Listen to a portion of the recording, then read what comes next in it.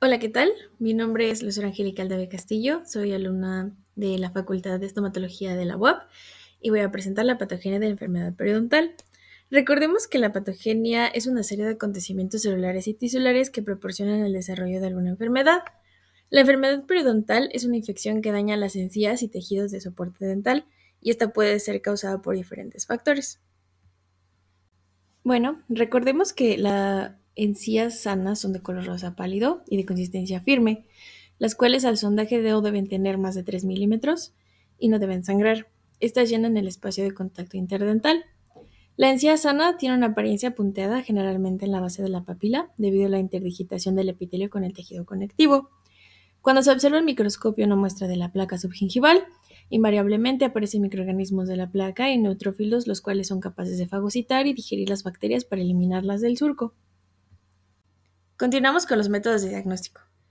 El primero de ellos es el sondeo, que se lleva a cabo con una sonda periodontal para determinar la profundidad del surco o presencia de bolsas periodontales. Esta se evalúa en 6 sitios por órgano dentario, tomando como referencia el margen gingival. El siguiente es el fluido crevicular, en el cual se toman las muestras de este fluido mediante micropipetas, microjeringas o tiras de plástico para determinar la presencia de células y marcadores de inflamación asociados a la periodontitis. Y por último tenemos una técnica más especializada que consiste en la hibridación de DNA-DNA, que nos ayuda a identificar hasta 40 especies bacterianas a través de su genoma.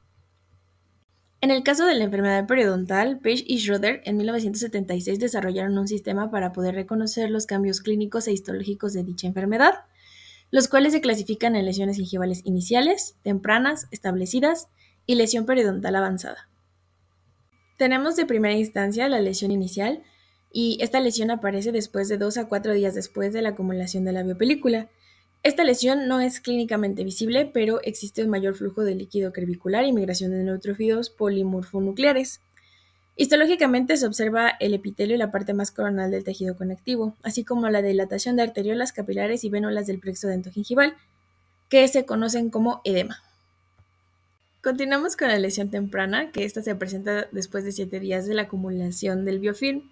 Clínicamente se observa una inflamación que se conoce como edema y contiene un infiltrado de leucocitos mononucleares. Los vasos debajo del epitelio permanecen dilatados y aumentan debido a la formación de vénulas postcapilares.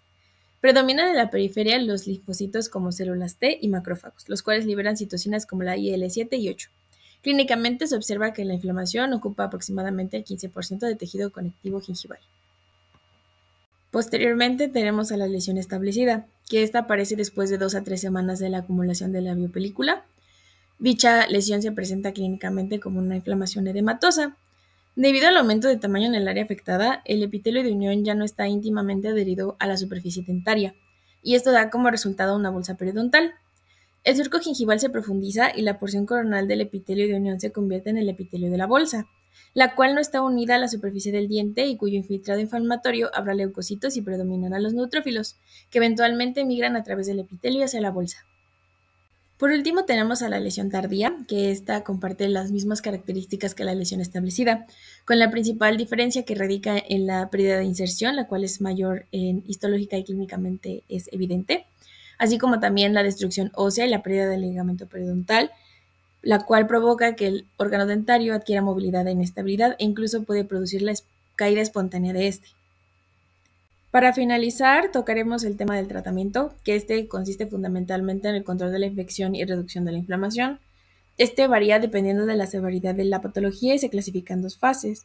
En la primera fase del tratamiento consiste en el control personal de placa, así como la eliminación de cálculo, raspado y alisado radicular. En la fase 2 son básicamente procedimientos quirúrgicos periodontales que tienen como finalidad eliminar el tejido que continúa dañado o bien regenerar el tejido perdido.